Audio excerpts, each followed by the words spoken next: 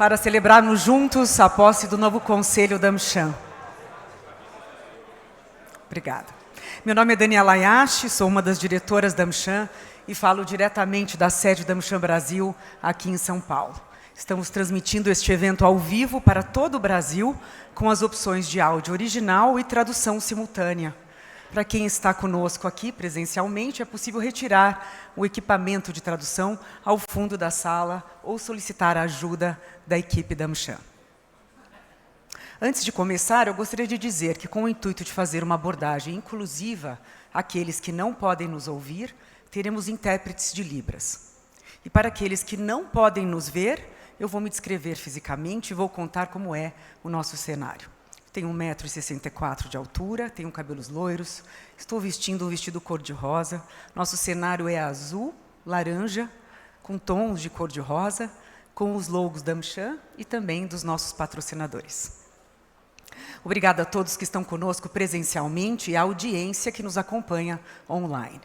Agradeço também aos nossos painelistas, ao patrocínio Master da KPMG e os patrocínios da California Dreaming, Citi e Embratel. Hoje falaremos sobre a construção coletiva de soluções para fazer frente aos grandes desafios globais. Sabemos que, diante de um cenário de tantas incertezas, a nossa capacidade de nos conectarmos e aprendermos uns com os outros se torna essencial. É por isso que realizaremos a missão internacional de inovação em parceria com a Tel Aviv University. Levaremos um grupo seleto de executivos no período de 7 a 13 de maio para uma imersão no ecossistema israelense. Para mais informações, escaneie o QR Code aqui na tela e converse com o nosso time de especialistas. A posse do Conselho é uma celebração tradicional da AmCham. Esse grupo seleto de executivos tem um papel relevante na governança dessa entidade. Todos os anos agradecemos os que cumpriram sua missão e damos as boas-vindas aos novos e oferecemos também um conteúdo de qualidade. Na noite de hoje teremos 4 momentos. A cerimônia de apresentação do novo Conselho da AmCham, 2 mensagens do secretário de Desenvolvimento Econômico do Estado de São Paulo, senhor Jorge Lima, e da nova embaixadora dos Estados Unidos no Brasil, senhora Elizabeth Bagley. Também teremos um painel sobre respostas coletivas a desafios globais, e tudo isso acompanhado por um serviço de jantar. E para iniciar este nosso evento, convido ao palco o novo CEO da AmCham Brasil, Abrão Neto.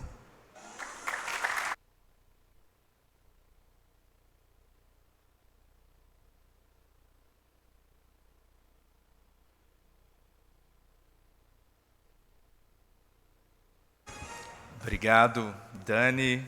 Boa noite. Que festa linda. Em nome de todos da AmCham, é um prazer recebê-los para a nossa posse do Conselho 2023. Muito obrigado pela presença. É uma grande alegria ver essa casa cheia novamente. Eu queria cumprimentar a cada um dos nossos associados que nos prestigiam hoje. Para mim é um privilégio estar à frente de uma entidade com um legado centenário e, ao mesmo tempo, moderna e dinâmica, que tem trabalhado muito para o desenvolvimento empresarial no Brasil. E eu também gostaria de dar as boas-vindas às nossas conselheiras e aos nossos conselheiros e agradecê-los, na pessoa do nosso querido presidente Luiz Prete, por nos oferecerem os seus ativos mais preciosos, tempo e dedicação. Nós todos aqui na AmCham temos uma enorme admiração pela qualidade desse grupo e somos gratos pela forma como vocês contribuem para o crescimento da nossa entidade. O pano de fundo do nosso encontro de hoje, como foi mostrado, é o futuro coletivo. E nós escolhemos esse tema porque ele tem tudo a ver com a proposta da cerimônia de posse e com a essência da AmCham. Ao reunir as lideranças dos nossos associados para apresentar o novo conselho, nós achamos oportuno colocar em evidência temas que estão na ordem do dia e nos quais o setor empresarial tem um papel relevante. E a discussão sobre como construir soluções coletivas para questões que afetam a nós todos, que vão desde mudanças climáticas até o futuro da democracia, talvez seja o maior desafio que nós temos pela frente. O mote do futuro coletivo também tem tudo a ver com a AmCham, porque a nossa maior força vem da nossa pluralidade. Para começar, nós somos a maior entidade multissetorial do Brasil, nós reunimos na comunidade da AmCham empresas de praticamente todos os setores econômicos, de grande, médio e pequeno porte, e que estão espalhadas por todo o território brasileiro. Nós temos aqui sotaques variados, que ecoam a partir dos nossos 16 escritórios, do Ceará ao Rio Grande do Sul, passando pelo mais recente deles no Espírito Santo. E essa diversidade de empresas, que juntas representam 1/3 do nosso PIB, nos confere uma representatividade muito expressiva. Por falar em diferentes sotaques, o acento norte-americano é algo que também nós ouvimos aqui em alto e bom som em todos os cantos. Nós somos, e gostamos de repetir, que somos a maior Câmara americana fora dos Estados Unidos no mundo, e esse DNA corre muito forte nas nossas veias. É por isso que nós temos a missão de aproximar, ou de apoiar uma maior aproximação entre o Brasil e os Estados Unidos, e temos muito orgulho de ser uma referência empresarial nessa atuação.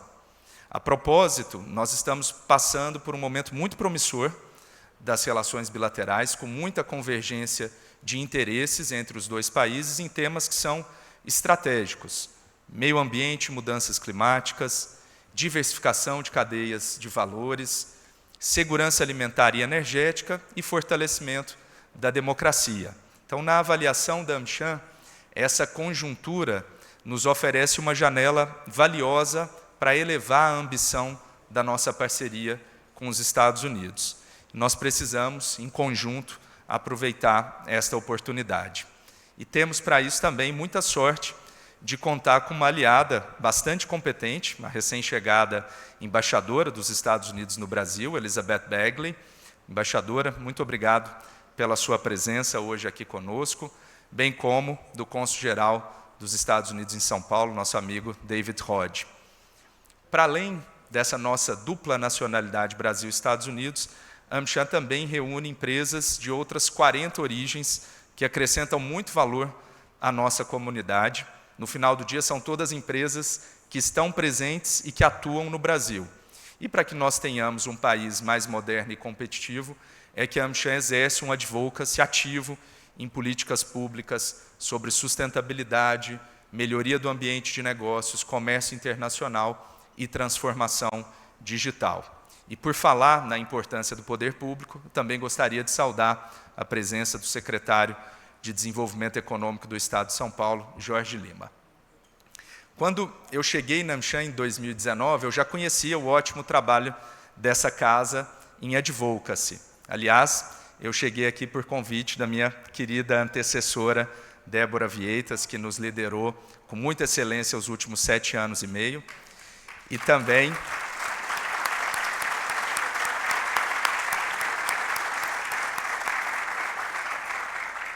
também por convite, e eu não posso eximir a responsabilidade, do Prete e do Hélio Magalhães. Agora, eu confesso que à época eu não tinha ideia do tamanho e da qualidade do portfólio de serviços e da força da AmCham. Como muitos aqui sabem, nós somos reconhecidos como um dos melhores hubs de conexões do setor privado e por promover conteúdos empresariais relevantes.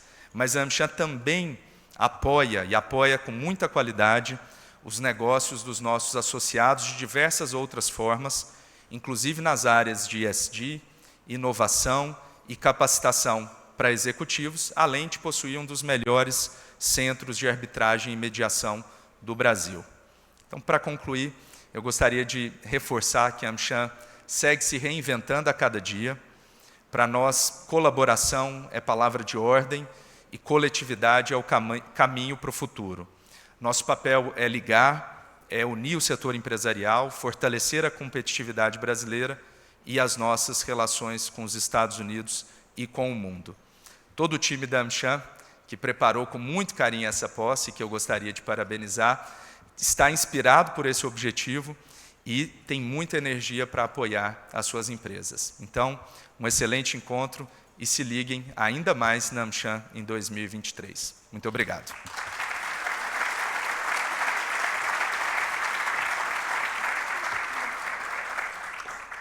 Obrigada, Abrão.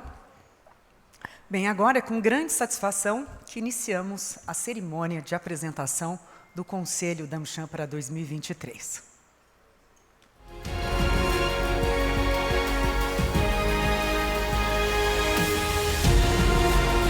É com orgulho que apresentamos o Conselho de Administração da AmCham Brasil para 2023. Presidente do Conselho, Luiz Prete, Grupo Martins. Vice-presidentes, José Formoso, Embratel. Marcelo Marangon, Citi. Márcia Esteves, Liu Lara, TBWA. Conselheiros ex officio. Alexandre Silva, Embraer. Hélio Magalhães, HLM. Conselheira Legal. Maria Elisa Verri, Tosini Freire Advogados. Conselheiros e conselheiras. Alexandre Carreteiro, PepsiCom. André Felicíssimo, PIG. Charles Crick, KPMG. Clarissa Sadoc, AES. Kleber Moraes, Amazon Web Services. Diego Puerta, Dell. Fábio Coelho, Google. Gilberto Tomazoni, JBS. Gisele Ruiz Lanza, Intel. Gustavo Werneck, Gerdau. Javier Constante, Dow. Gianni Tsutsui, Grupo Fleury. João Schmidt, Votorantim. Luiz Henrique Guimarães, Cosan.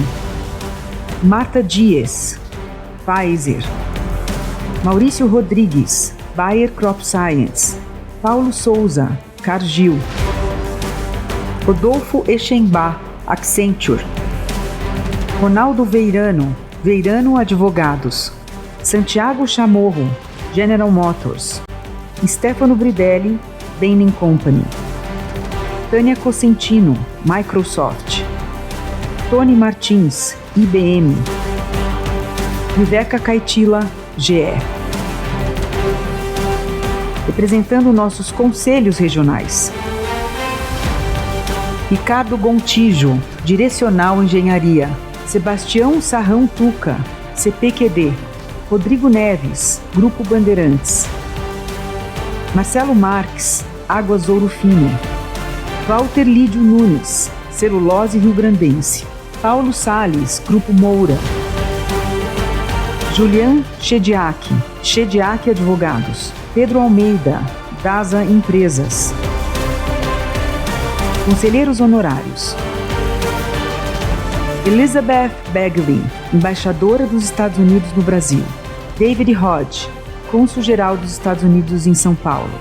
Scott Shaw, ministro conselheiro de Assuntos Comerciais da Embaixada dos Estados Unidos no Brasil.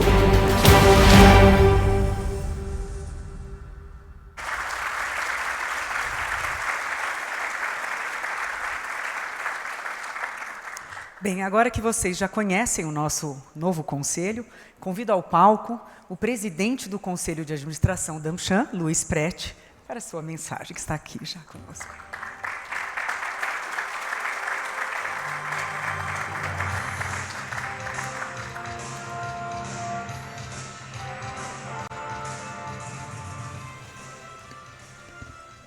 Boa noite a todos, boa noite a todas. Eu imagino que alguns de vocês devem estar preocupados e me achando com estilo muito fashion, de terno e tênis. Exatamente 2 meses atrás, eu sofri uma ruptura de tendão de Aquiles e tive que fazer uma cirurgia A cirurgia foi bem sucedida e eu estou muito bem. Eu só vou pedir um favor para vocês: não contem para o meu médico que eu estou aqui e não contem para ele que eu estou sem bota, porque ele realmente vai ficar muito decepcionado comigo. Bom, então vamos começar oficialmente. Queria dar boas-vindas para minhas amigas e para os meus amigos. É uma grande alegria estar aqui hoje com vocês, em nossa posse do Conselho da AmCham do Brasil. Hoje é um encontro muito especial para nós. E mais uma vez, eu estou muito feliz em poder reencontrar e desfrutar da companhia de pessoas queridas que fazem parte da maior entidade multissetorial do Brasil. Quero agradecer a confiança das nossas empresas associadas em todo o país e dar boas-vindas carinhosas aos nossos conselheiros e às nossas conselheiras. Especialmente, hoje eu tive o privilégio de conhecer a nova embaixadora dos Estados Unidos no Brasil, Elizabeth Bagley. Muito prazer, estou muito feliz em ter a oportunidade e bem-vinda à nossa casa, onde esperamos recebê-la diversas vezes e que nos conferiu a honra de ser uma conselheira honorária deste ano. Ao meu amigo, cônsul-geral dos Estados Unidos em São Paulo, o David Hodge. O David, já estamos com uma relação já há muito tempo e realmente é um privilégio as nossas parcerias, o apoio que você dá para a nossa Câmara Americana. Estendo também as minhas palavras ao meu outro amigo, Scott, que está sempre presente com a gente, sempre nos apoiando e sempre nos dando força e acreditando nas coisas que nós fazemos para desenvolver cada vez mais um ambiente melhor de negócios e essa relação bilateral. E, finalmente, ao quem eu também tive o privilégio de conhecer hoje à noite, ao secretário de Desenvolvimento do Estado de São Paulo, o Jorge Lima, que eu não conhecia, estava me contando da sua larga experiência na vida pública e que está representando hoje o governador de Estado, o nosso governador do Estado de São Paulo, Tarcísio de Freitas. E, claro, estendo a todos as minhas saudações ao competente time da AmCham, aqui representado pelo nosso novo presidente, o Abrão Neto, pela organização e pelo carinho. E a energia, principalmente, que vocês estão colocando nessa noite de hoje.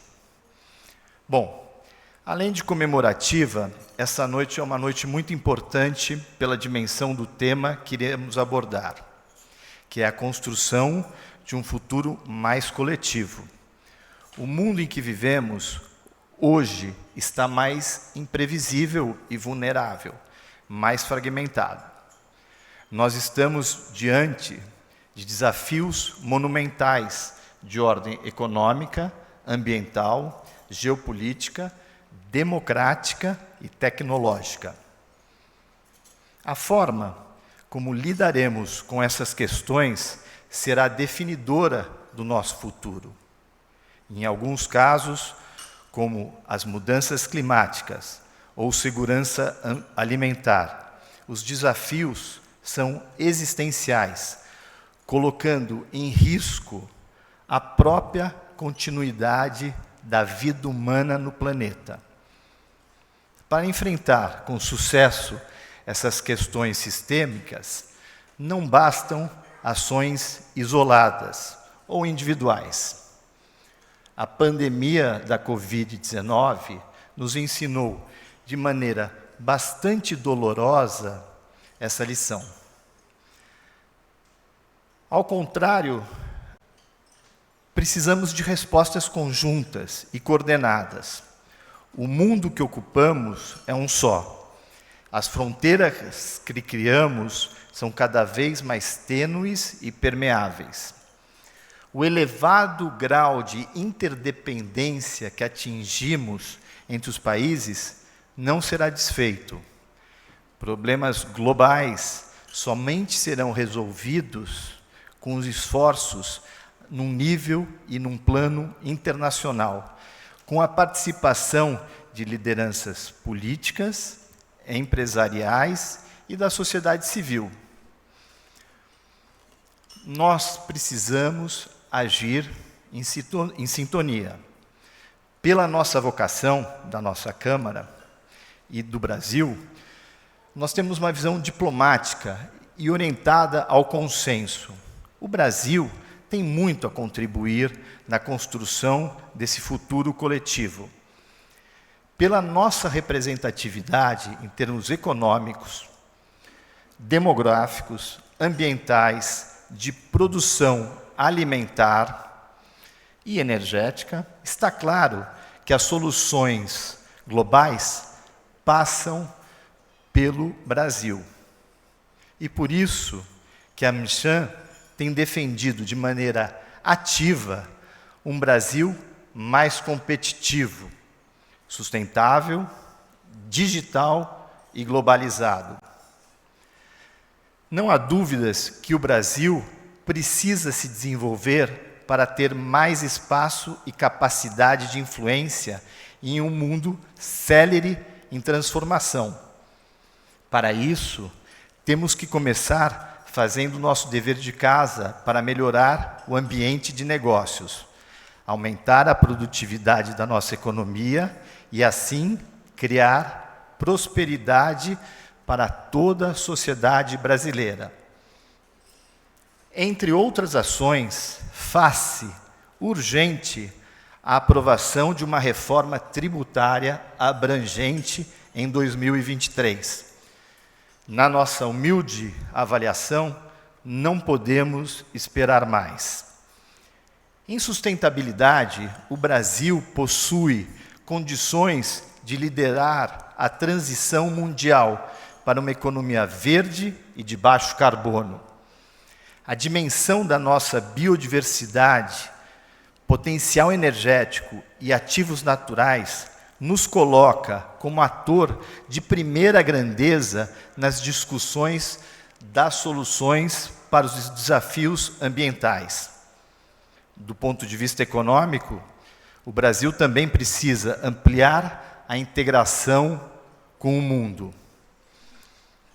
Temos uma rede pouco diversificada de acordos comerciais e estamos afastados das principais cadeias de produção, sobretudo aquelas de maior valor agregado. Ao nos modernizarmos como país, poderemos contribuir melhor para uma formação de um futuro mais próspero para todos. Ao estimularmos uma postura mais cooperativa e inclusiva, teremos melhores condições de sermos efetivamente bem-sucedidos. Vocês, líderes empresariais, e nós todos como cidadãos, devemos assumir esse papel, em conjunto com a sociedade civil e com o poder público.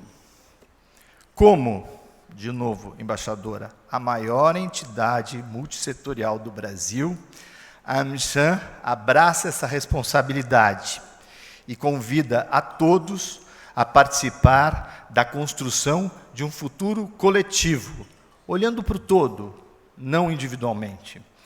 A realidade nos une, a pluralidade nos motiva. Boa noite e um excelente encontro.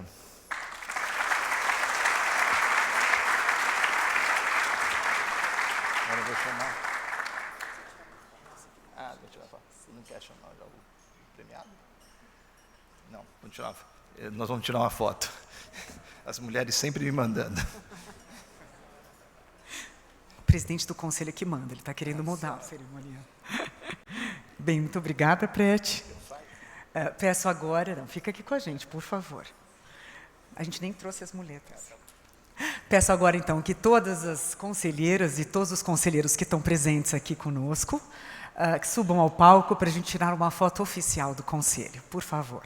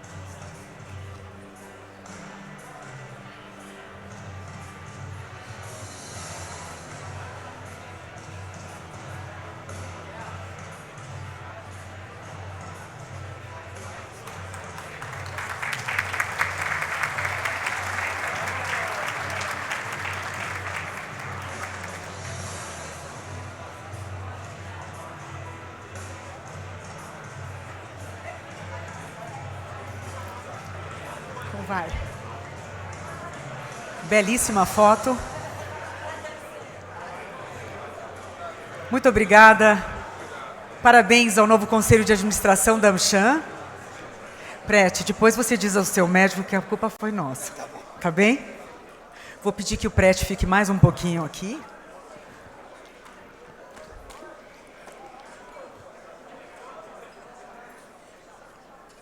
O Prete, mesmo levando uma bronca do médico dele, vai ficar mais um pouquinho aqui conosco, porque ele vai entregar o nosso prêmio Spirit of AmCham. Bom, para vocês que são novos na casa, todo ano nós escolhemos um dos nossos conselheiros, associados, alguém que realmente, na nossa avaliação, claro, sempre muito difícil, superou todas as nossas expectativas, né? Esse ano, nós tivemos realmente muitos problemas, né? Muitos problemas para escolher. Mas, em função de todo o trabalho que essa pessoa fez durante vários anos e aqui com a gente, eu quero chamar o Rodrigo Neves para ser o nosso homenageado.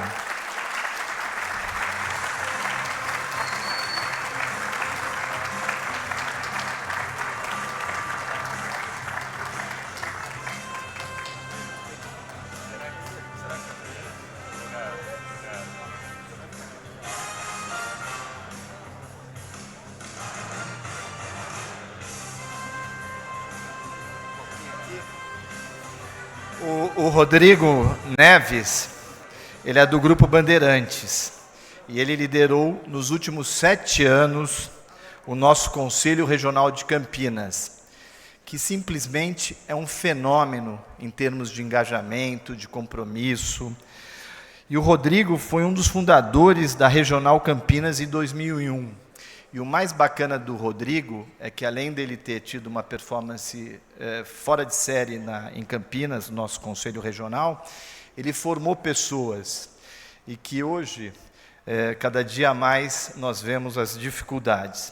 Sob a liderança do Rodrigo, a AmCham fortaleceu sua presença no interior de São Paulo e ampliou as conexões da região. Rodrigo, realmente eu tenho certeza que assim, nenhum dos membros do Conselho teria a menor dúvida em te escolher como uma pessoa realmente que mereça esse prêmio de Espírito da AmCham 2023. Parabéns.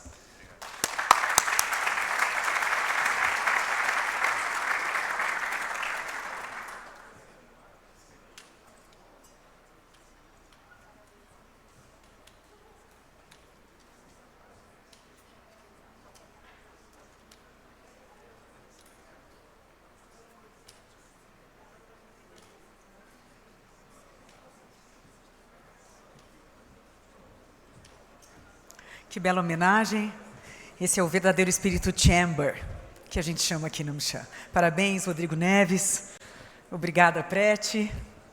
E antes de irmos para a segunda parte da nossa agenda, eu quero contar para vocês que a AmCham Brasil acaba de lançar um programa inédito de inovação, em colaboração com a Harvard Business School Online. O programa oferece uma trilha completa para líderes que buscam acelerar a transformação do seu negócio, o desenvolvimento de novos produtos e a mudança da cultura da organização. As vagas são limitadas para até 30 C-levels brasileiros. Então, acesse rápido o amcham.com.br/nitro. E agora, representando o senhor governador do estado de São Paulo, Tarcísio de Freitas, como o Prete mencionou, eu vou apresentar o nosso secretário de Desenvolvimento Econômico do governo do estado de São Paulo, e logo mais, por favor, Jorge, eu vou chamá-lo ao palco. Então, Jorge Lima é engenheiro mecânico, formado pela PUC Minas Gerais, possui extensa experiência no setor privado. Entre 1995 e 2020, atuou como CEO de diversas grandes empresas, em diferentes segmentos, como a JSL Logística, Cenco, BRF Latam, entre outras. De 2020 a 2022, esteve no Ministério da Economia, nos cargos de secretário da Indústria, Comércio e Serviços e de assessor especial do ministro. Por favor, senhor secretário, é com você.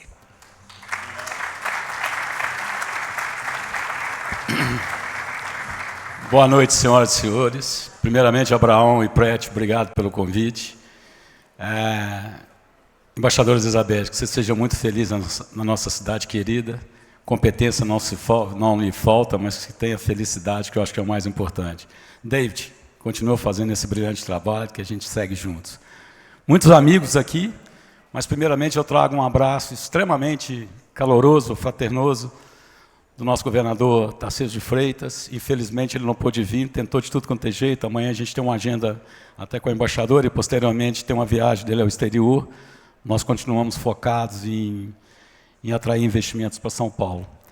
Eu diria para vocês que nós somos um governo, e apesar do Prete ter falado muita experiência, eu não tenho, né? Eu só fiquei 2 anos com o meu amigo Paulo Guedes, muito mais focado no custo Brasil, e eu odiava o ministro Tarcísio de Freitas.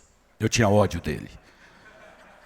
Foram 2 anos que eu sofria, porque ele é o maior batedor de meta que eu já vi na minha vida, e eu não gosto de perder nem para o ímpar. Eu fazia 94, ele fazia 98. Eu fazia 97, ele fazia 100. Eu tinha ódio dele. Até que cruzamos na BR do Mar, cruzamos na marca da ferrovia, e eu passei a ser um profundo admirador dele. É uma das mentes brilhantes desse país, é um dos caras mais inteligentes que eu conheço na minha vida. E eu não tenho dúvida que ele vai ser o melhor governador que São Paulo já teve. Essa dúvida eu não tenho. Não só porque eu sou amigo dele, mas não, é pela admiração profunda. E teremos também a primeira-dama que vocês nunca viram na vida de vocês. É uma pessoa que tem uma visão para o lado social inacreditável. Então, acho que nós vamos surpreender com os dois.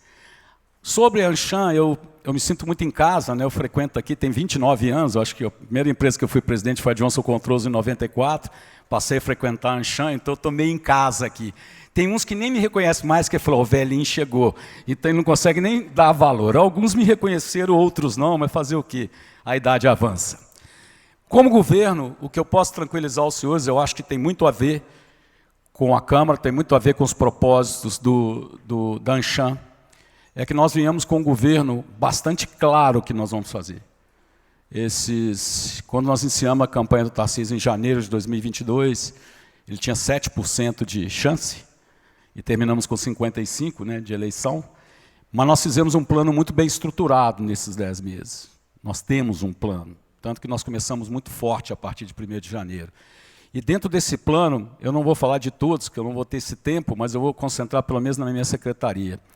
Nós estamos muito focados, tá, numa agenda de transição energética. Primeiro que nós temos que reindustrializar São Paulo, ou melhor dizendo, primeiro nós precisamos lembrar que nós somos 36% do PIB. Nós precisamos lembrar que nós somos, se fôssemos um país, seríamos a 21ª economia do mundo. Nós precisamos lembrar da nossa liderança no mercado industrial, comércio e serviço. Dentro desse contexto, nosso plano é muito claro. Na parte industrial, nós estamos muito focados na reindustrialização de São Paulo. São Paulo já foi 36% do PIB industrial, hoje é 28%. Né? Já fomos a segunda renda per capita, hoje estamos empatados com o Rio Grande do Sul, que é preocupante. E temos uma desigualdade de PIB muito forte no estado que nós vamos ter que olhar. O estado de São Paulo, se você olhar 16 regiões administrativas, você tem a região metropolitana com 51% do PIB, Campinas 19,8%, São José dos Campos 5,8% e Sorocaba 4,9%. Isso representa 80% do PIB de São Paulo. É preocupante, porque você olha Ribeirão Preto 2,5%, você olha Presidente Prudente 1%, você olha Marília 1,4%, Registro 0,9%. Isso faz com que tenhamos uma política tanto de desenvolvimento social, regional e industrial muito forte, com uma vocação de manter os polos fortes industriais, mas com um olhar muito forte na vertical e na horizontal para o interior do estado de São Paulo. Lembrando também que nós somos 645 cidades, 503 com menos de 50 mil habitantes, 112 com menos de 20 mil habitantes, 60 com menos de 5 mil habitantes.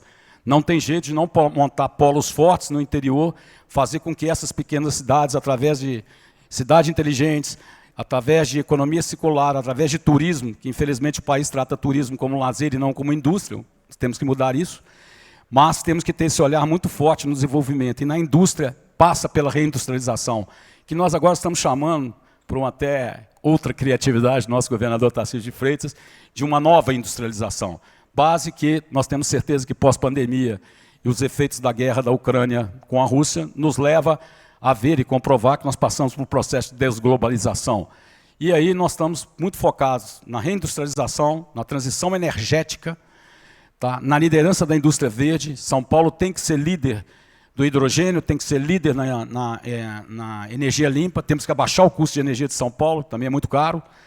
Porém, nós temos uma agenda muito focada para a indústria nesses aspectos, e no complexo, eu adoro o modelo japonês, que se envolve dos grandes polos, você cria os laterais. Então, na parte da indústria, nós vamos vir muito forte com essa visão. Na parte de empreendedorismo, comércio e serviço, nós temos uma visão muito clara, e o Banco Desenvolve está comigo, que é a agência de fomento, a Invest está comigo, a Jusces está comigo, então nós temos uma visão muito clara de fazer com que o dinheiro público chegue no empreendedorismo. Eu fico até feliz de ver muitas mulheres aqui, porque os 2 anos que eu fiquei no governo federal e agora, eu fico muito preocupado quando a gente leva as mulheres como se fosse favor o empreendedorismo feminino. Não é. Vocês são 52% da população brasileira, vem se empoderando adequadamente, mas nós precisamos colocar uma linha de crédito para fomentar as pequenas, as mulheres que não tiveram oportunidade de estudar. Se você olhar os índices de feminicídio ou de mulheres que sofrem abuso, 80% não sai porque não tem o que fazer. Então nós temos uma visão muito clara do papel da mulher, uma valorização incrível, e esse é um papel da minha secretaria, tanto que ela é 50%. 50% homem, 50% mulher. Esse é um outro pilar muito forte. Nós temos o pilar da capacitação profissional, nós acreditamos muito que precisamos capacitar profissionalmente. Nós temos que olhar o jovem e dar oportunidade a ele. Isso é uma responsabilidade social. Nós temos que descomprimir o sistema das grandes cidades, fazendo com que o jovem nas pequenas e médias cidades tenha oportunidade e tenha um avanço em cima da inovação, em cima dos projetos que nós temos, principalmente de capacitação, né, profissional. E temos um outro pilar, que é o pilar da visão forte da desigualdade. Esse é um governo que, desde o início, o governador Tarcísio traçou que nós éramos 3D. Um D de desenvolvimento, que é uma grande parte está comigo e com outros colegas. Temos um D de dignidade. Nós não podemos tirar o olhar daqueles que precisam. A nossa demonstração no litoral norte não foi política, foi social, o que fizemos lá. Nós estamos enfrentando agora a Cracolândia, um projeto liderado pelo vice-governador, porque nós vamos enfrentar um assunto que tem anos que ninguém quer enfrentar. Difícil de resolver? Sim, mas nós vamos enfrentar. E aí tem o outro D, que é o D do diálogo. Nós acreditamos piamente, pela experiência minha nos meus 2 anos com o Paulo Guedes, e na experiência do governador Tarcísio, então ministro da Infraestrutura, é humanamente possível construir uma economia de Estado sem a participação efetiva do setor empresarial. Eu tenho honra de ter escrito o PL do lobby. Eu fui um dos autores do PL do lobby. O lobby nefasto ninguém quer, mas o lobby é de direito. É de direito nos Estados Unidos, é direito na Europa, é direito em qualquer lugar. O nefasto é que nós não queremos. É humanamente possível você construir uma economia de Estado sem a participação ativa do empresariado, do executivo. É humanamente possível acreditar que alguém que está no serviço público entenda mais do que aquele que está na ponta. Então, vocês são fundamentais, seja como empresários individuais, seja como coletivo através de uma associação, ou chamamos entidade como o Manchan. Nós precisamos de vocês. Nós não vamos conseguir construir o plano que nós queremos executar sem a participação de vocês. Seja nas PPPs que vamos fazer, seja nos leilões, vamos vir com o trem São Paulo-Campinas, depois São Paulo-Sorocaba, São Paulo-São José dos Campos, São Paulo-Santos. Nós temos muitos projetos com a capacidade dos senhores de investir, de senhoras. Precisamos de vocês. Esse é um governo que não abre a mão do diálogo, nem com o empresário, nem com vereadores e prefeitos, nem com o sindicato, nem com a Assembleia Legislativa e muito menos com o governo federal. O diálogo é importante. As divergências podem existir, mas não se constrói nada sem o diálogo. Então nós estamos abertos a isso E fica o meu pedido, pela minha secretaria, que vocês nos ajudem. O nosso plano depende muito de vocês. Muito obrigado, boa noite a todos.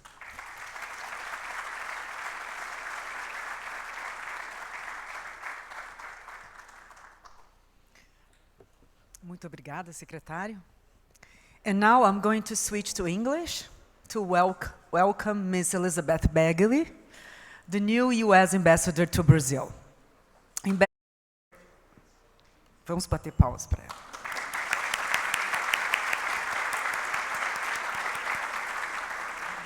Ambassador Elizabeth Frawley Begley has significant public and private sector experience. Her distinguished career includes having served as a special advisor to Secretaries of State John Kerry, Hillary Clinton, and Madeleine Albright, and as U.S. Ambassador to Portugal. Her lengthy private sector experience includes serving as a board member of cellular telecommunications company SBI, and as a lawyer at Manet Phelps, specializing in international law. She has received several honors, including the Secretary of State's Distinguished Honor Award and the Grand Cross of Prince Harry, the Navigator, Portugal's highest civilian honor.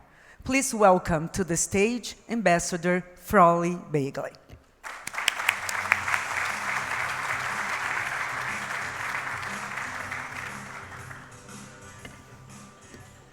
Thank you. Thank you to everyone here. I have two apologies to make. One is that I'm speaking in English instead of Portuguese. I learned Portuguese 28 years ago when I was ambassador to Portugal. I have to say I didn't use it as much as I expected, and I have forgotten it completely. But then again, knowing the Portuguese from Portugal is a little different from the Portuguese from here, so I'm struggling with it. But next time, hopefully I'll be able to address you in a little bit of Brazilian Portuguese. The second apology is that I am going to make remarks that are already put together, not off the cuff, mainly because I don't want to miss anything, because this is such an important gathering with so many people that I want to make sure that we have all our points. But I do want to say that I had a wonderful lunch with Abrao Neto. In Brasilia, we have Undersecretary of State Jose Fernandez was visiting Brasilia, and we had a wonderful lunch with some of you here came down from Sao Paulo, and we discussed many things. So if I'm saying a few things, Abrao, that you've already heard, please bear with me. So I am thrilled to be here at the annual AmCham inauguration of its board members, and I am honored to be an honorary member of the board as well. I'd like to thank AmCham CEO Abrao Neto, Chairman of the board Luis Fretti, AmCham board members, and all of you here tonight. I arrived in Brazil less than 2 months ago, actually about 6 weeks ago, and I have been warmly welcomed by everyone. And this is just a taste of the legendary Brazilian welcome. I was pleased to learn that AmCham Brazil is the largest AmCham in the world. Your robust program of activities is a major reason why bilateral trade between our two countries has been hitting record highs in recent years. Your leadership in the private sector is crucial to growth in both of our economies. My first couple of weeks as ambassador have gone by very quickly. I arrived in Brazil February 1. I presented my credentials to President Lula on February 3rd. I left on February 8th to return to my home of Washington, D.C., to participate in the meeting between Presidents Biden and Lula on February 10th. This was an extremely positive meeting with several ministers from both governments in attendance, and it clearly showed the importance of the bilateral relationship between our two countries. And the meeting focused on the long list of synergies and areas where both governments are looking to work together. I think some of you have heard this before, but just to give you a taste, it was supposed to be a 15-minute meeting between President Biden and President Lula. It was over an hour. The rest of us waited in the cabinet room and waited and waited and waited, and had a chance, of course, to talk to one another. But when they came in, it was clear that they had established a wonderful rapport. So it was the beginning of a beautiful friendship, and one I know that will be productive. They had many things to talk about, and then after we all sat down in the cabinet room, I think we were in, they spoke for another about hour and a half. So altogether, it was a very productive, long, productive, warm, and I think it was beyond what we even had hoped. They established a wonderful rapport, common values, obviously. We all share common values: democracy, human rights, the rule of law, similar problems in each of our countries, politically, economically, socially. And I think they both recognize that this is the time to come together. This is the moment, and these are the two people that can do it. So I am delighted to be part of this administration. Climate was at the top of both of our agendas. While Brazil is already a global leader in clean energy, there's a lot we can do together to accelerate the energy transition even further. There are also a number of trade and investment related areas where we plan to work together. And we've already talked about that a little bit, but we'll be continuing that relationship, building it out. We also, we had a CEO forum that I'm sure many of you were part of years ago. It is being relaunched in July or August by our Secretary of Commerce. And I look forward to seeing you all there, and I know you will love our secretary, who'll be working, of course, with your, so that's something that we're very, very happy about. Our shared commitment to democracy and human rights, which forms the foundation of our 200 years of partnership, is another area in which we intend to expand our collaboration.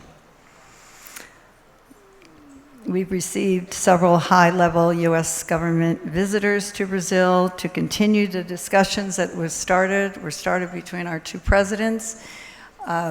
The presidential advisor, senior advisor, envoy on climate, former senator, former secretary of state John Kerry was here was in Brasilia for 3 days. And we had a series of very important meetings with the Minister of Environment, Marina Silva.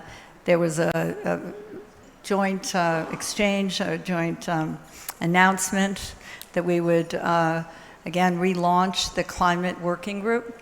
So that was a tangible outcome of that meeting. She invited us to go to the Amazon with her. We're very excited about that. So I think John Kerry will be back very soon to take her up on her invitation. The trade representative, U.S. trade representative, Catherine Tai was here. It was again in Brasilia, discussing our trade and investment relationship. Deputy Secretary of Energy, David Turk, met with business executives and associates here to discuss challenges, opportunities, potential partnerships related to clean energy. And some of those meetings were, I think, in AmCham. Earlier this week, I talked about Undersecretary for Economic Growth, Energy, and the Environment. That's Jose Fernandez, was again in Brasilia, visiting to talk about health, deforestation, other topics, and participated in an event in Brasilia that some of you attended, the lunch that that was hosted by AmCham. The list of visitors will continue. We have in April, we have 2 Senate congressional delegations coming. One is going to the Amazon, and we're hoping that will end up with a piece of legislation that has already been introduced, but will be reintroduced by Chairman Menendez,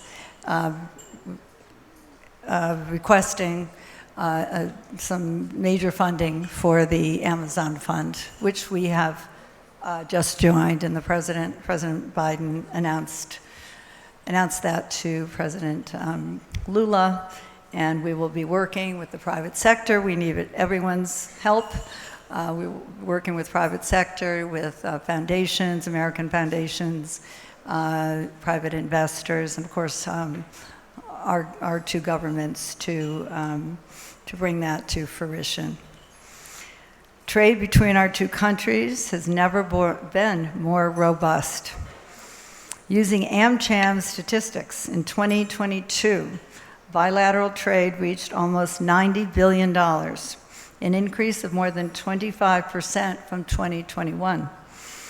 And in 2023, we expect a similar level or more of bilateral trade. I'm excited and optimistic about the next chapter in U.S.-Brazil relations. We look forward to identifying joint solutions to address challenges to the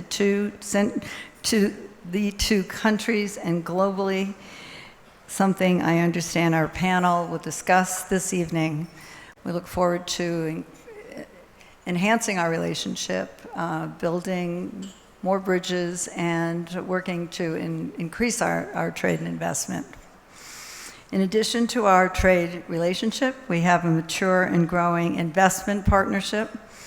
The latest Brazilian central bank figures put U.S. FDI in Brazil at over 1 trillion reais, a tremendous vote of confidence from U.S. investors in Brazilian private sector capacity. Brazilian affiliates of U.S. companies support over 700,000 jobs in Brazil. U.S. affiliates of Brazilian companies support over 100,000 jobs in the United States. New U.S. legislation will shore up the United States manufacturing capabilities, especially in areas related to chip production, renewable energy, and electric vehicles. This makes now a perfect time for Brazilian companies that are within these sectors to increase our supply chains, to consider investing in the United States. And we have been discussing that at length with many of you. For Brazilian firms, if you're interested in opening a facility in the United States and need support with this process, do not hesitate to reach out to my team here in the consulate, David Hodge, of course, and others here, or in Brasilia. From May 1 to 4, I will lead a delegation of Brazilian business people to the annual Select USA Investment Summit in Washington, D.C. I would encourage any Brazilian firm looking to enter or expand your presence in the United States to join this delegation. And it's a truly one-of-a-kind event. I think it's in its 10th year.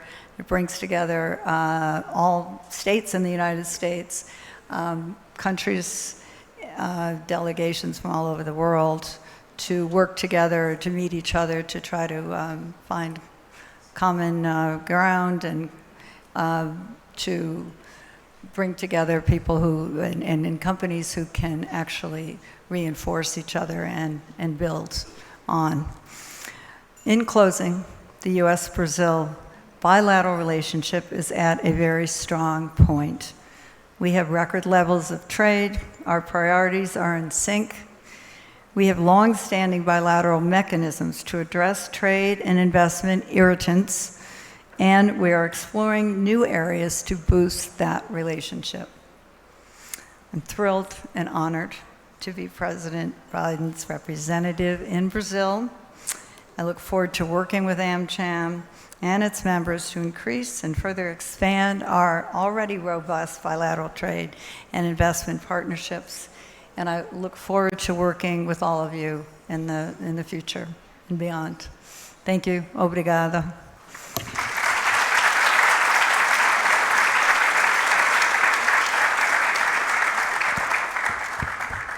It's a little difficult. Thank you, Ms. Ambassador. Voltando ao português, antes de recebermos nossos painelistas para debaterem sobre a construção de um futuro coletivo, e enquanto vocês apreciam a sobremesa que será servida logo mais, gostaria de convidá-los para o Fórum ISD no dia 17 de abril. Esse encontro, que realizaremos no icônico prédio do MASP, envolverá importantes especialistas e CEOs sobre temas como mudanças climáticas, transição energética, mercado de carbono, diversidade, inclusão, transparência e ética nos negócios. Para se inscrever, acesse o QR Code que está aqui na tela. E por falar em ESG, a premiação da AmCham para o tema, o Prêmio ECO, faz 40 anos esse ano. E vem com uma parceria com o Instituto Capitalismo Consciente. As inscrições estão abertas. Inscreva seu projeto até o dia 15 de maio e inspire outras empresas com suas práticas inovadoras. Agora sim, gostaria de chamar nossos convidados para dialogar conosco sobre a construção de um futuro coletivo em um contexto de desafios globais cada vez mais complexos e disruptivos. Então, chamo ao palco, primeiramente, Christopher Garman, diretor executivo para as Américas do Grupo Eurásia.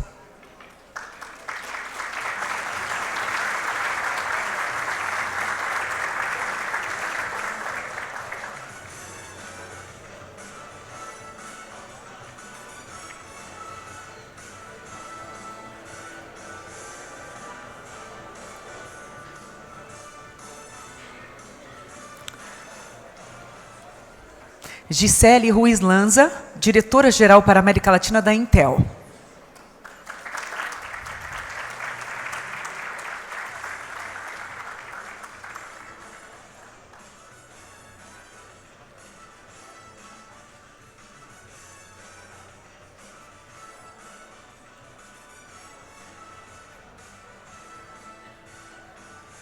E nossa conselheira. Rodolfo Ixembá, presidente para Brasil e América Latina da Accenture, também nosso conselheiro.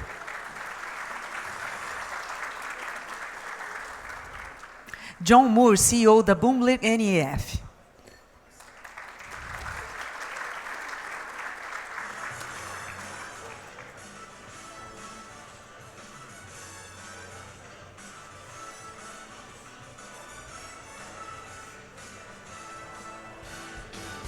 E a moderação será feita pela jornalista Cristiane Pelágio, é uma parceira da casa, a quem eu também chamo ao palco.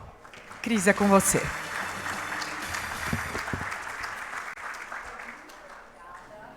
Áudio, por favor. Muito obrigada, boa noite. É um prazer gigantesco estar aqui com vocês hoje. Eu adoro o trabalho que a AmCham faz. Acho que realmente é algo que acrescenta a todos nós. Por isso a gente vê a casa cheia nesse evento da posse do novo conselho. É um prazer maior ainda poder mediar esse debate com esses super nomes aqui do meu lado.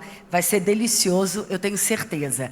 A gente vai falar sobre o futuro é coletivo. Eu estava contando aqui para eles, antes da gente vir para o palco, que eu estou vindo do South by Southwest, aquele maior festival de inovação, tendências, criatividade do mundo em Austin, no Texas. E uma das coisas que mais ficaram na minha cabeça de mais importante durante o South By foi exatamente essa questão do coletivo. Ao contrário daquela velha frase, sozinho nós vamos mais longe. Não, nós não vamos mais longe sozinhos. Nós vamos mais longe juntos. Então, por isso a gente está aqui hoje, exatamente para debater esses problemas globais. Como nós podemos dar respostas para problemas globais. A necessidade de coordenação internacional, exatamente para enfrentar esses desafios globais, como mudança climática, erosão democrática, segurança alimentar, saúde, disputas geopolíticas, entre muitos outros assuntos que são importantíssimos de serem debatidos aqui hoje. Exatamente nesse contexto que é fundamental a contribuição de grandes lideranças, como a gente vê aqui no palco, nesse momento, nesse painel, na construção dessas soluções coletivas tão necessárias. Então, um prazer enorme, boa noite para vocês. Obrigada pela presença de vocês aqui com a gente hoje. Eu vou começar com o Christopher. Christopher, sei que é muito difícil te pedir o que eu vou pedir. Vou pedir para você, em 3 ou 4 minutos, fazer uma análise para a gente dos principais riscos globais, levando em conta aí as disputas geopolíticas entre Estados Unidos e China, a aproximação de China com a Rússia. Não olha para o relógio não, tá? Por favor. Eu sei que é um grande desafio. Mas o que a gente pode esperar daqui para frente? E, muito importante, como é que o nosso país, como é que o Brasil deve se posicionar nesse cenário? Não, perfeito. Primeiro, boa noite, uma enorme satisfação estar aqui. Eu olhei para o relógio para ter certeza que eu fico dentro dos 3 ou 4 minutos. Que bom! Não era a gente outra tem razão, ali, ó, não tem ali na frente para você o tempo de perfeito, resposta. Perfeito, é tudo organizado. Mas vamos lá. Assim, de forma sucinta, eu diria que quando a gente olha os riscos para a economia global esse ano, eu colocaria 3. Um que é mais estritamente econômico e 2 que são geopolíticos, tá certo? Evidentemente, o risco econômico está associado à luta em glória que nós estamos assistindo e acompanhando em países industrializados, vários países, de como domar uma inflação resiliente num contexto de aperto monetário, não é, que estamos enxergando não só na Europa, mas nos Estados Unidos. Na medida que você tem esse aperto monetário, os passivos começam a aparecer. Então, um sintoma disso nós estamos vendo na crise bancária nos Estados Unidos e na Europa. Eu só diria de forma sucinta, já que nós somos uma casa de risco político global, mesmo que temos alguns economistas na nossa casa, assim, nessa perspectiva encontramos uma certa resiliência e persistência da inflação. Então, temos um caminho pela frente para poder domar essa inflação, mesmo eu reconhecendo esse risco de crédito que nós estamos vivendo hoje nos Estados Unidos e na Europa. Mas eu queria focar um pouquinho mais nos 2 outros riscos geopolíticos, que é a crise da Ucrânia com a Rússia, de um lado, e a relação Estados Unidos e a China, do outro. Não é? E aqui, eu diria que nossa visão na Eurásia é que nós estamos vivendo um ambiente geopolítico extremamente delicado. O termo que nosso fundador, Ian Bremmer, meu chefe, que utiliza, é uma recessão geopolítica. Nós estamos vivendo um momento histórico de placas tectônicas geopolíticas se reorganizando. E, olhando assim, o panorama internacional, nós enxergamos não só que a crise da Covid-19 de um lado, mas também o conflito na Rússia e Ucrânia acabou exacerbando umas tendências de encerramento, pelo menos de acirramento entre a relação dos Estados Unidos e a China. Iniciamos um ano muito mais preocupado com a crise da Ucrânia, né? E nós vimos um espaço muito pequeno de uma solução diplomática para poder sair dessa crise. O windset entre assim, o que o Zelensky está disposto a aceitar e o que o Putin está disposto a aceitar é muito pequeno nessa crise. Os russos estão preparando para uma longa guerra, não é? E nossa maior preocupação era até associado às forças russas sofrerem uma derrota militar mais forte e Putin começar a se preocupar que ele pode perder Crimeia. Aí poderia levar a uma reação intempestiva do Putin que poderia trazer a OTAN para dentro do conflito. Um risco de cauda importante. Não apostando nisso, mas estamos menos preocupados com esse cenário, olhando, pelo menos, como estamos enxergando o teor da guerra no conflito da Ucrânia. O que está nos preocupando mais é a relação Estados Unidos e China. E a China começando a esticar suas asas, evidentemente, num contexto onde, no primeiro ano da guerra, a China não estava querendo realmente um acirramento do conflito, colocando panos quentes, mas assim, o que realmente a gente tem visto são sinais que os chineses estão possivelmente preparando fornecer armamentos para a Rússia, num contexto que eles não querem que a Rússia venha a perder essa guerra, e também num contexto onde a China está se vendo geopoliticamente contido pelos países do Ocidente e enxergaram a guerra na Ucrânia como um sinal de alerta para eles. Então, a visita a Moscou é um sinal disso. Evidentemente, o governo americano tem reagido de forma muito clara que isso não deve ser aceito. Não apostamos que os chineses vão armar os russos, mas é um risco maior para um acirramento na relação Estados Unidos e China. Então, em suma, a gente enxerga esse ambiente geopolítico muito conturbado, que podemos discutir, é um risco para a economia global, mas oportunidade para a região da América Latina e o Brasil. Maravilha. Vou passar agora para o Rodolfo, então. Rodolfo, vamos puxar um pouco para a Accenture. Vocês têm mapeado ações, vocês têm trazido propostas de roadmaps para descarbonização. A Accenture mapeou mais de 160 ações para que se fossem atingidas metas de carbono neutro até 2050. O que trabalhos como esse tem demonstrado sobre esse grande desafio das empresas e em que áreas, na sua visão, o investimento vai ser necessário exatamente para o compromisso net zero, para que isso seja alcançado? Obrigado, boa noite a todo mundo, um prazer estar aqui. Realmente um trabalho muito bacana da Anshan, e a gente, como Accenture, tem o prazer de estar colaborando e agora o privilégio de estar no conselho também para ajudar a acelerar e fazer mais ações. Então, muito obrigado pela oportunidade, muito feliz de estar aqui. Uma coisa que a gente tem percebido, e acho que essa é uma coisa global, e a gente tem percebido isso muito forte no Brasil, é que o tema sustentabilidade mais focado em descarbonização, acho que ele é uma realidade. A gente já viu várias ondas nos últimos anos desse negócio cresce, diminui, e agora a gente está sentindo uma onda muito forte. Não só pelo compromisso que os governos fizeram, mas acho que o entendimento de todas as empresas e todos os nossos clientes de que isso é uma demanda necessária para o país, para os seus empregados, quer dizer, isso é uma coisa absolutamente valorizada, mas para o mundo, né? O mundo tem uma descompensação hoje importante. A gente está falando um pouco de descompensação geopolítica, mas também, vamos dizer, ecologicamente, a gente está bastante descompensado. Então, esse negócio tomou, vamos dizer, a história da sustentabilidade de uma forma importante, tomou um papel protagonista em todas as empresas nesses três sentidos. E o que a gente tem ajudado muitos clientes, e o que é uma coisa interessante, a gente tem ajudado clientes a fazer planos importantes de compromissos, como atingir os compromissos que muitos deles fizeram no mercado.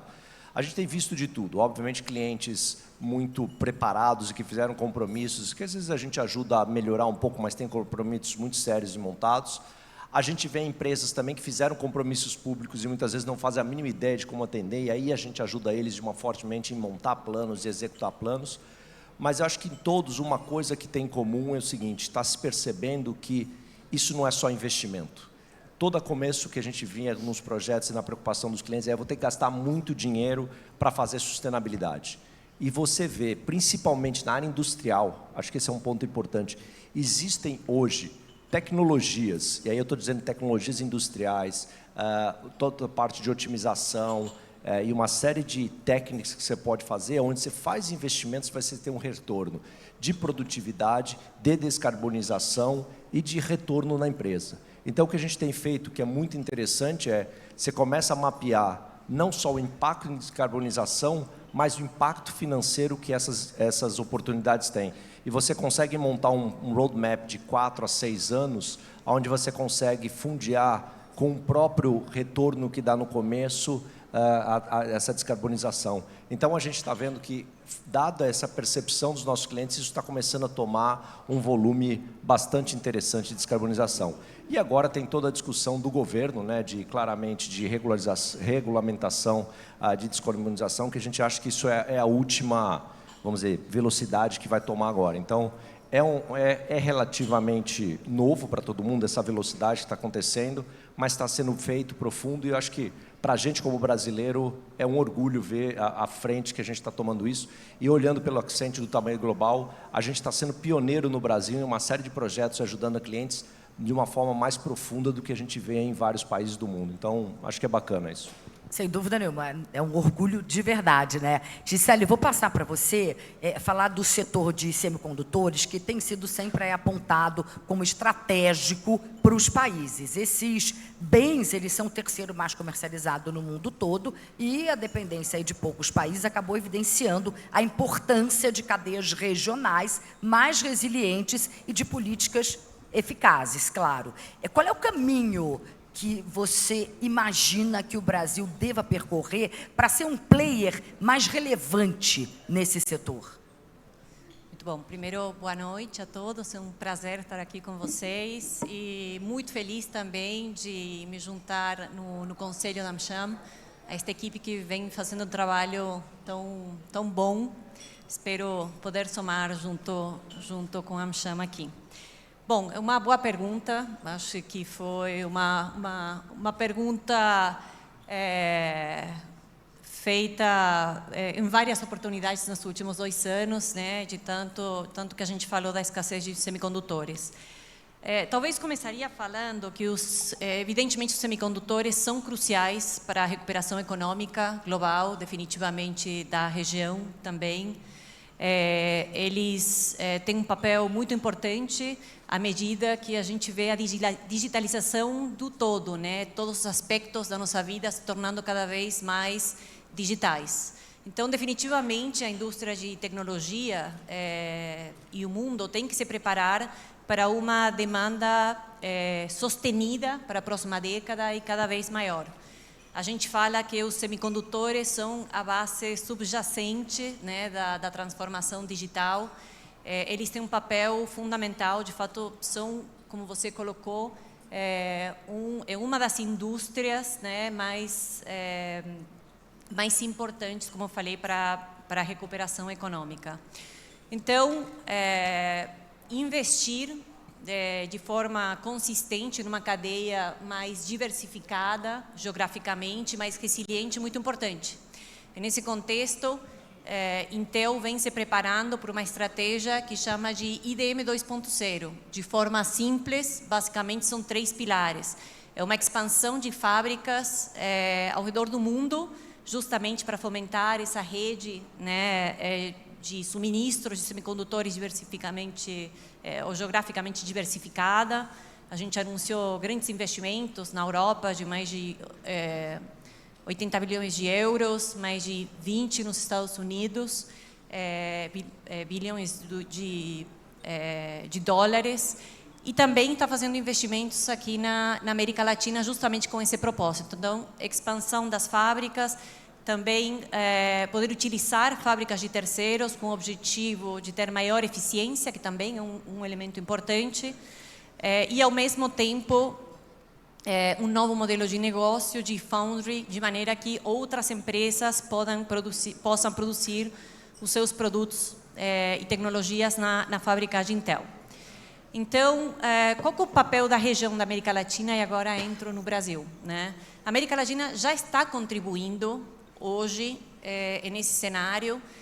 A gente fala que 5 dos 6 processos produtivos, né, de construir, de fabricar um chip, já acontecem hoje na região, desde o pesquisa e desenvolvimento, o design, validação e outros elementos também. E a gente continua investindo para isso acontecer. Agora, não vou fugir da pergunta, né, o papel do Brasil.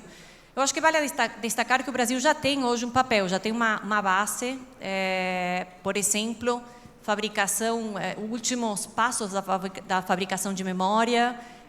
A gente tem também design houses, que tem um papel super importante, também em pesquisa de desenvolvimento.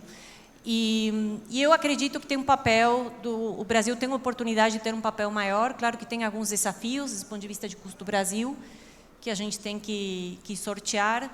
Mas eu diria que a oportunidade que a gente tem que acelerar no curtíssimo prazo é maior colaboração até entre Estados Unidos e o Brasil para aumentar o papel do Brasil em pesquisa e desenvolvimento e colaboração com os próprios design houses. Eu diria que esse é um passo que a gente não deveria de perder tempo e começar o quanto antes. Maravilha. Bom, John, how to mobilize nations in a relentless effort to remove barriers to the global energy transition and implementation of pragmatic policies that can deliver on the goals we have set. Thank you, and thank you to AmCham for inviting me. I must apologize again. Actually, I think the ambassador said you did learn Portuguese once. I never got around to that, so I have even more apologies for my lack Next of... year in Portuguese. Next okay? year, I shall, yeah, I'll get the learning out. So, I mean, first off, the climate change essentially is a very, very complex topic. So as a research business, we've spent 20 years covering it. There are 33 commodities and technologies that we have to track just to start to get our heads around it. So it's not surprising that people are confused and it's difficult to make progress. This is a very, very difficult topic that's going to take years and decades to solve. So, but how do we start to think about it? I think the biggest thing that's happened in the last few years has been the net zero target. So the sort of universal agreement that net zero mid-century is where we're aiming for, plus or minus a little bit for different countries. But I think that stake in the ground was absolutely key to get people focused. At least there is an intent. We know at the highest level where we're aiming. And then the way we think about the complexity is really in 3 dimensions. So one is around technologies. So when you talk about this, often people will talk about different technologies. They'll talk about wind and solar and hydrogen, etc. So you really do have to have an understanding of those different technologies, how mature they are, what the economics of those technologies are in your region. So you do have to have a technology view. Secondly, then you need to take an industry level view, because how you then apply those technologies in different industries is different. So you need to understand what are my building blocks with technology, and then what industry am I in? What do we as an industry agree? If we're airlines, you know, you have to have an industry agreement. You can't change one piece of an airline's value chain without, you know, the whole world changing. And then the third dimension is actually geography. So it's not going to get implemented, it's going to be implemented in each country. And each country, the economics and the solutions are different. So then you need to apply a country lens to it to say, what does this country own? What does this country import? What are the economics of this country? And what's our industrial strategy? Essentially, each country needs an industrial strategy around decarbonization, which is an integrated plan. It'll change over time because plans always change over time, but then you can move to execution. But it's sort of thinking about those, a stake in the ground which sets direction, and then the 3 dimensions you need to think about as you formulate your plan. Ok, thank you. Christopher, vamos entrar no tema aí, sociedade e desconfiança nas instituições. Queria que você falasse para a gente ainda a importância dessa cooperação internacional para garantir a estabilidade do sistema e o fortalecimento da democracia global. Não, perfeito. Eu diria que se a gente tem um desafio geopolítico, não é, que sem precedentes na história recente, nós também temos um desafio enorme olhando o que eu colocaria a geologia da opinião pública. Não só em países industrializados, como na Europa, nos Estados Unidos, mas também na região da América Latina. Não é? Se a gente olha dados de opinião pública comparativos, não é? E tem um interessante índice que a Ipsos Public Affairs coleta, que eles são uma bateria de perguntas que tentam mensurar o grau em que o leitor acredita que o sistema está quebrado. Né? E os dados são assustadores. Tem um tremendo falta de confiança em lideranças, na mídia, existe uma revolta muito grande, não é, contra o sistema político. As raízes dessa revolta são diferentes. Em países industrializados tem muito a ver com um padrão de crescimento econômico, onde centros cosmopolitas têm seguido adiante, o setor manufaturado deixado para trás. Na América Latina, há um fenômeno de expectativas frustradas de uma nova classe média, revoltados com a qualidade de serviços públicos e uma renda comprimida. E esse pano de fundo de ambiente de opinião pública é um fenômeno que criou as condições para o Donald Trump ser eleito nos Estados Unidos, Brexit no Reino Unido, Five Star Movement na Itália. Bolsonaro bebeu dessa revolta. A retórica do presidente Lula nesse novo governo provém desse ambiente também. É um político instintivo que está falando com essa angústia. Não é? Então, nós temos um ambiente de falta de confiança. Não é? O tema da qualidade da democracia, no contexto de instituições desacreditadas, aparecem figuras políticas de atacar essas instituições. Não é? É fruto desse ambiente. Então, o grande desafio que nós temos, não só eu diria que é atacar a raiz dessa angústia e dessa revolta. E não é fácil. Eu diria que, de um lado, isso não vai ser resolvido nesse curto prazo. Não é? Evidentemente, tem a ver com os desafios de desenvolvimento econômico. Num contexto de necessidade de cooperação mais global, é cada vez mais importante que esses desafios globais sejam atacados de forma que atenda essas ansiedades, essas faltas e essas angústias. Então, evidentemente, quando se diga a necessidade de cooperação para poder defender a democracia, eu só colocaria o diagnóstico da raiz do problema mais profundo. Né? Então, portanto, vamos conviver um ambiente nesses países que têm esse profundo desencanto, mesmo com raízes distintas, aonde políticos vão navegar. É um ambiente de vulnerabilidade política, nós estamos num ambiente de governos mais fracos, que estão com as costas contra a parede, lidando com demandas muito difíceis de poder contemplar. Então, nós temos um grau de ruído maior, mas, evidentemente, a gente olha num mundo de transformação tecnológica, transformação econômica, com desafios enormes, transição climática e todos os choques que vêm, assim, eu só digo o seguinte, esse debate da qualidade da democracia não vai acabar tão cedo.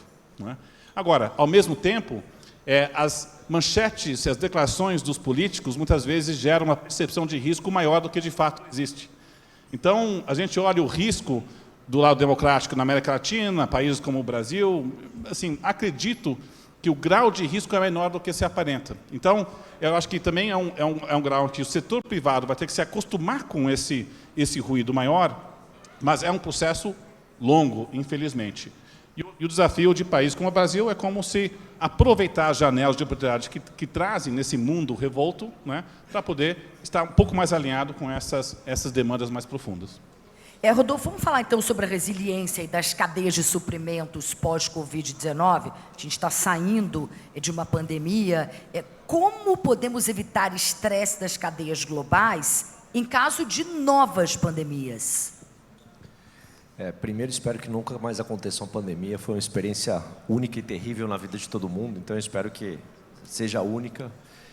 Eu estava falando com meu filho, que é um fator mundial, né? Ele vai estudar, meu filho tem 16 anos, eu falei que o filho dele, provavelmente no vestibular, ele vai se preparar porque ele vai falar sobre pandemia, porque é um negócio absolutamente único que aconteceu na vida de todo mundo. Mas eu não acho que o que está acontecendo, o que está criando as disrupções na cadeia logística não é a pandemia, mas sim a crise geopolítica pós-pandemia que está gerando. Então, esse negócio deu uma desequilibrada no mundo todo e que está criando totalmente vamos dizer, essa disrupção na cadeia. A própria Gisele falou do tema de semicondutores, né? Então, assim, é muita disrupção que está criando em semicondutores, em fertilizantes, em gás, né? Quando você pega a Ucrânia e a Rússia para fornecimento para a Europa. Então, assim, é uma crise geopolítica, gerou uma disrupção toda nas cadeias. E por que gerou essa disrupção? Porque as cadeias elas eram muito fortes, mas elas eram estáticas. Eram cadeias logísticas muito fortes, muito ligadas, do Ocidente para o Oriente, principalmente, que não tinham o que a gente chama de resiliência. Ela se quebrou. A hora que você criou um negócio desse, uma disrupção dessa, ela não estava preparada e ela não tinha plano B, não tinha plano C, não tinha nenhum tipo de flexibilidade. Resiliência tem a ver com flexibilidade, resiliência tem com o plano de se replanejar e fazer. Então, o que a gente sente é que isso estava totalmente fechado. A gente está vendo 3 saídas ou 3 movimentos importantes que estão acontecendo globais. Um é uma corrida por estoques, então quem não está conseguindo se planejar está tentando comprar e fazer estoque para você não quebrar a sua cadeia, então fazer estoques. O que está complicado, porque também não tem produção, quando você fala em semicondutores, não tem produção disponível, então tem uma guerra de preço, uma guerra de onde comprar. Isso faz com que os custos subam, né? Porque a hora que você põe em estoque com falta de demanda é muito mais caro, então essa é uma solução que tem gente fazendo, mas a gente não acha que ela é a mais recomendada. A segunda, o que a gente tem ajudado vários clientes globais a repensar a sua cadeia logística, levando em conta resiliência, isso botando muita tecnologia por cima para simular cenários de disrupção. Então, esse é um ponto importante, onde você está juntando tecnologia com inteligência artificial para tentar prever o que pode acontecer. Obviamente, cenários de previsão com percentuais e tudo. Então, isso é interessante, porque, na verdade, você começa a tomar decisões de mudança de cadeias produtivas, mudanças de transporte, aonde que eu faço, para gerar efetivamente simulação. Então, isso está sendo projetos importantes, grandes, de repensar suas cadeias logísticas, com quebra de paradigmas, porque, na verdade, era tudo, de novo, do Oriente para o Ocidente, então está se repensando, até um pouco do que a Gisele falou, de ter fábricas em outros lugares do mundo. Então, essas são discussões interessantes, mas o uso de tecnologia para a simulação dessas cadeias está sendo uma coisa muito bem vista, porque, na verdade, o ponto é, ela não é estática, não adianta formar uma nova cadeia estática. Você tem que formar essa capacidade de resiliência, de mudança. Então, esse é um segundo ponto importante. E o terceiro, que é um fator que a gente até discutiu no último, na cerimônia, na pré-posse que a gente teve da Anshan, que é a história do famoso nearshore para os Estados Unidos. Eu não sei quem já ouviu esse termo, mas a gente começar, como América Latina, a produzir para os Estados Unidos, que estava tudo muito ligado, de novo, no Oriente, China principalmente, e como é que a América Latina começa a ser um centro produtivo. A gente até discutiu um pouco aqui na Anshan, o México está se aproveitando muito disso. O México hoje a gente está fazendo projetos importantes da área industrial, de como começar a produzir para os Estados Unidos. O México tem hoje uma capacidade produtiva importante para fazer. A gente tem ajudado vários clientes aqui, mas eu acho que o Brasil tem uma oportunidade importante aqui, que a gente até discutiu o seguinte: como é que a gente ajuda o Brasil a se posicionar nisso? Na minha opinião, é uma janela de 2, 3 anos ou até 5 anos que a gente tem. Se a gente perder essa janela aqui, o México vai abocanhar uma boa parte, talvez outros países da América Latina. O Brasil não pode perder essa oportunidade de ser um centro produtivo. Na minha opinião, principalmente o Nordeste. Por que o Nordeste? O Nordeste tem energia eólica, energia limpa, energia solar, tem porto de escoamento, então você pode exportar, e está muito mais perto, vamos dizer, do hemisfério norte dos Estados Unidos. Então, tem uma oportunidade, na minha opinião, única, provindo dessa crise geopolítica que tem. Isso me leva, Gisele, a te fazer a seguinte pergunta: como é que a gente pode construir parcerias, trabalhar coletivamente, exatamente pensando nesse futuro mais sustentável, né? Produtos, processos, cadeias de suprimentos? Muito bom. Eu vou aproveitar a frase que você falou no início, e tem uma frase que eu gosto muito, que fala: se você quer ir rápido, vai sozinho, mas se você quer ir longe, vai juntos. Então, parcerias, colaboração é muito importante. Bom, existe já, de longa data, muita cooperação já entre Estados Unidos e Brasil, certo? E eu acredito que a gente pode fomentar ainda mais essa colaboração, essas parcerias. O Rodolfo mencionou agora da oportunidade que existe no Brasil e na América Latina inteira. Eu mencionei de fábricas vindo mais para os Estados Unidos, e as fábricas precisam de um ecossistema. Esse ecossistema não precisa estar só nos Estados Unidos. Uma parte desse ecossistema pode estar definitivamente aqui no Sul, na América Latina, incluindo o Brasil. Como o Rodolfo bem colocou, o México está se posicionando muito bem, se aproximando ao ecossistema em Taiwan, ao ecossistema na Ásia, para trazer um pouco desse ecossistema, mas o Brasil pode colaborar, pode ter um papel muito importante nesse contexto. Mencionei da colaboração em áreas como pesquisa e desenvolvimento, onde a gente pode trabalhar definitivamente e deve. Eu acredito que o futuro é em parcerias, o futuro é em colaboração. Mencionei também áreas como Design House, mas eu acredito que para tudo isso acontecer, tem um pilar que é extremadamente importante, e as parcerias, a colaboração fazem muita diferença, que é capacitação, educação é uma área que a América Latina e o Brasil precisam continuar fomentando. E eu acredito particularmente muito nesse tripé de colaboração público, privado e academia. Tem vários exemplos de sucesso, né? Não precisamos, às vezes, reinventar a roda, mas essa é uma área que eu acredito que a gente precisa definitivamente caminhar juntos, porque é evidente, né? Como mencionei, com a digitalização, com o crescimento de tecnologia, com cada empresa se tornando uma empresa de tecnologia, a gente precisa de talento e a gente vê uma demanda crescente de talento. E é importantíssimo que a gente trabalhe esse pipeline, que trabalhe esse talento, acelere essa preparação de talento hoje. E, como eu falei, a parceria público, privada e academia vai ser fundamental. John, many companies are releasing net zero plans, but many of them are still struggling to understand the agenda and find ways to achieve the targets. What is your view about successful plans for companies and where they should put their efforts?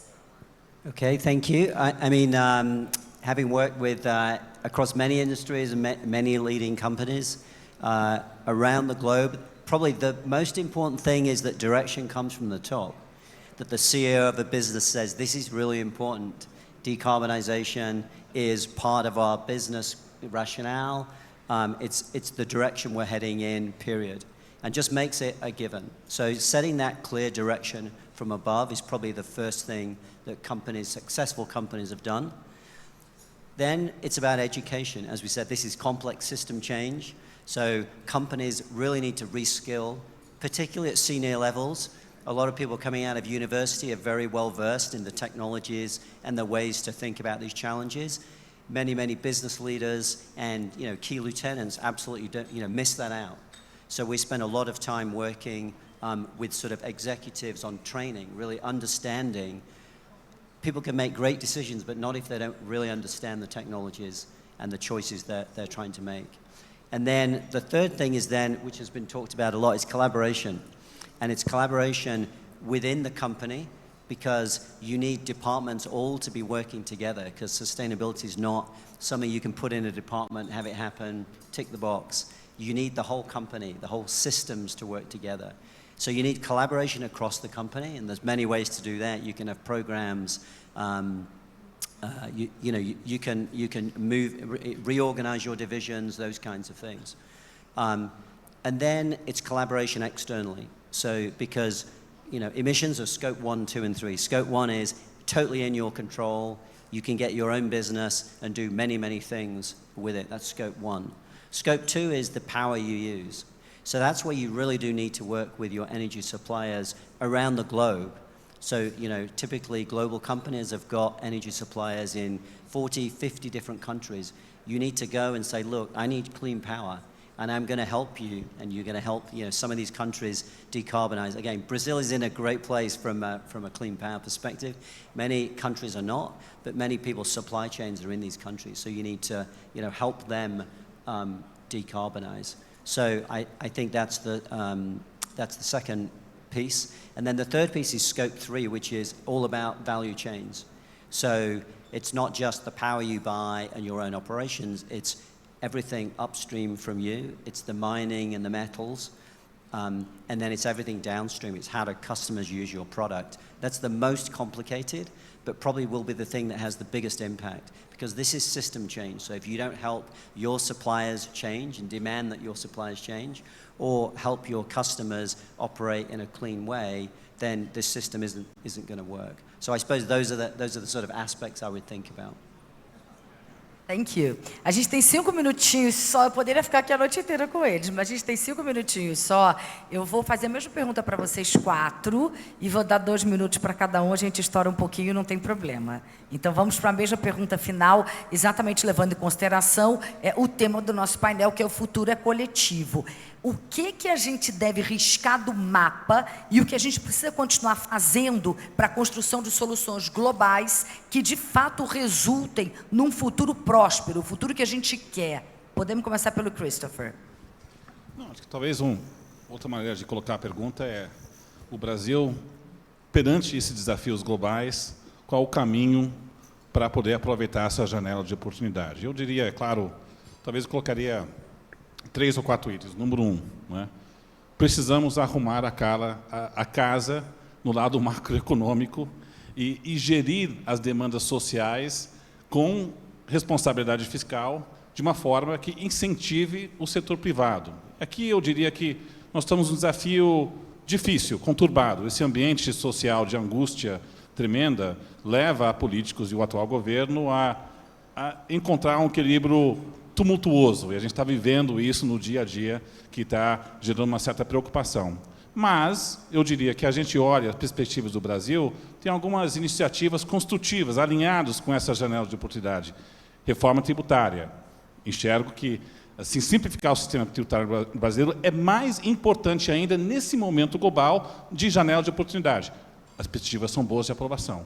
Número 2, uma política ambiental robusta de participar dessa transição verde. Olhando iniciativas do governo, temos uma certa razão de otimismo. E último, integração econômica, né?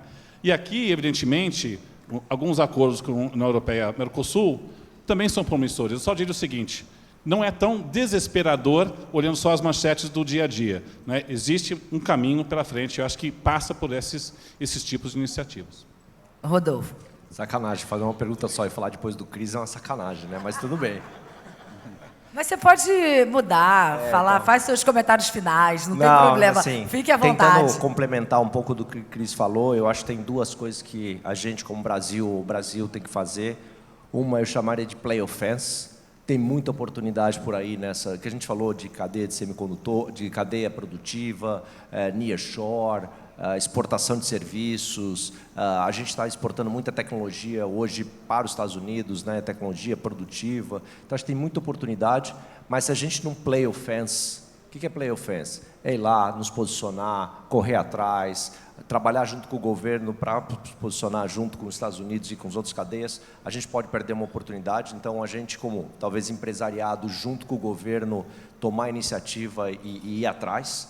Como o Cris falou, uma janela de oportunidade, perdeu a janela, fechou. Então, a gente tem que aprovar. O segundo, eu acho que aí eu falo como empresário, mas principalmente como brasileiro, cuidar dos nossos ativos.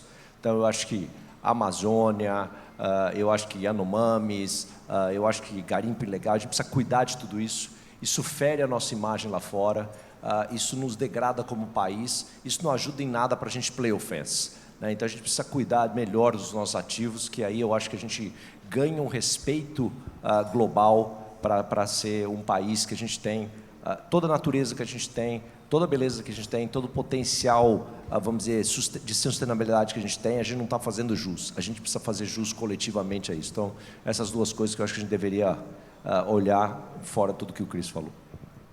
Gisele, por favor. Bom, agora ficou mais difícil ainda. Acho que vou reforçar o que eu falei agora. Acho que continuar trabalhando, de fato, as parcerias público-privado, acho que é super importante. Mesmo as parcerias dentro do setor privado, acho extremadamente importante. E continuar investindo em educação, mas de uma forma sustentável mesmo, para hoje, para amanhã, para as próximas décadas. Acho que é realmente um dos fatores mais importantes e basicamente, que eu tenho muita paixão também. John, I'm going to ask you the same question they just answered. Do you want me to? If you can repeat it, I think yes, of course. The translator's gone home. I'm going to repeat in so English. For the last 3 minutes. No problem. What we should risk? Do. What we should risk from the map? What we should put out of the map? And what we should continue doing to construct a better future? As Brazil or globally? Globally. Globally. I'm not going to ask you just from a of decarbonization perspective, I suppose $200 trillion needs to be invested in the next 30 years to hit net zero. That's a difficult thing to do, but an amazing business opportunity.